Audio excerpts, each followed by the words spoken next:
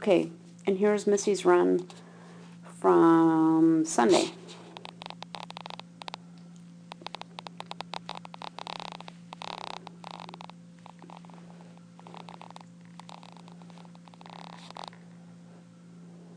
Again, your motion is just so clear and calm.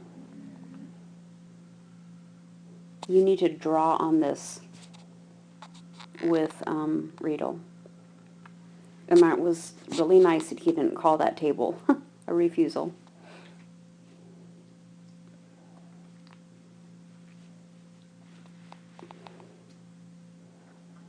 It was nice.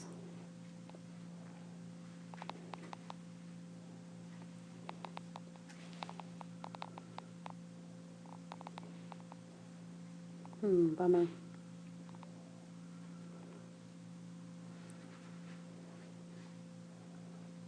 Okay, but again, pretty nice run, Kathy. I'm not sure why you're, think you have problems with this dog, because she pretty much, if you point her in a direction and you're running that way, that's what she's going to do. I mean, she's extremely honest that way, and she's not as fast as Riedel, so I'm not sure why she was so confused about this. I thought you were cueing that jump pretty nice. Oh, I know, because you moved behind her before she was committed to the jump. So watch, I'll do it really slow. You're sending her, everything about you is forward. She's moving, and now you go to cut behind her, but she's not really committed because she's probably got two more strides before she's going to take that yellow jump. So you get behind her and you basically do a rear cross in the flat, and you manage to get that jump. But yeah. Good girl.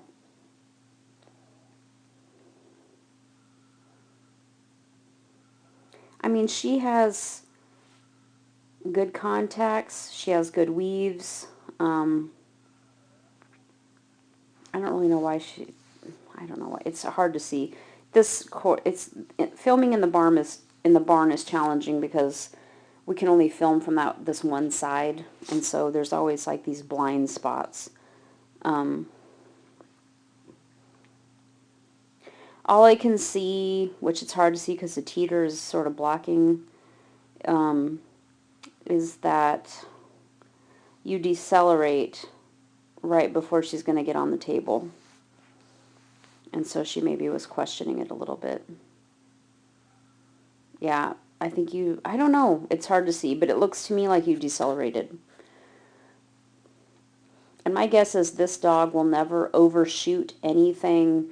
She will never, like, go away from you. She will never go off and take some other obstacle unless you're cueing it. So with her, it's pretty fairly straightforward to run a dog like this because, like I said, you just sort of run next to the obstacles that you want her to take, and she'll take them.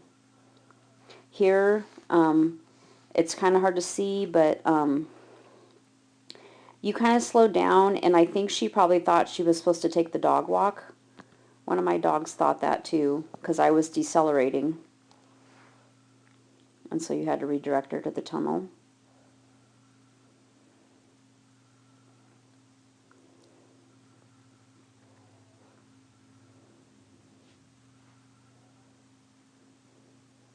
You get her over this, and then I don't know what happens here.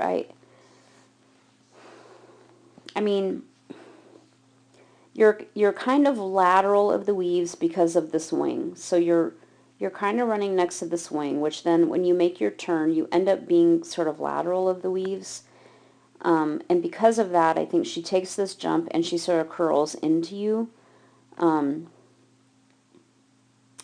But my guess is that your dogs, you don't have a lot of opportunity to do a lot of weave practice.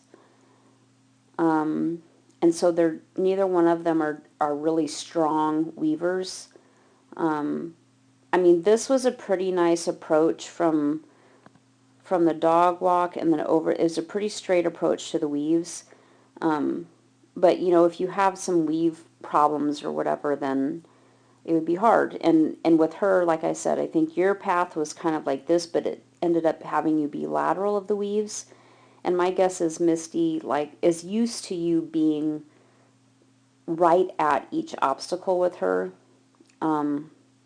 So the fact that your path made it so that you were lateral of the weaves, and then when she took this jump, she kind of curled into you a little bit. She just didn't, you know, drive onto the weaves herself. So she curled into you, and that got her kind of mixed up. And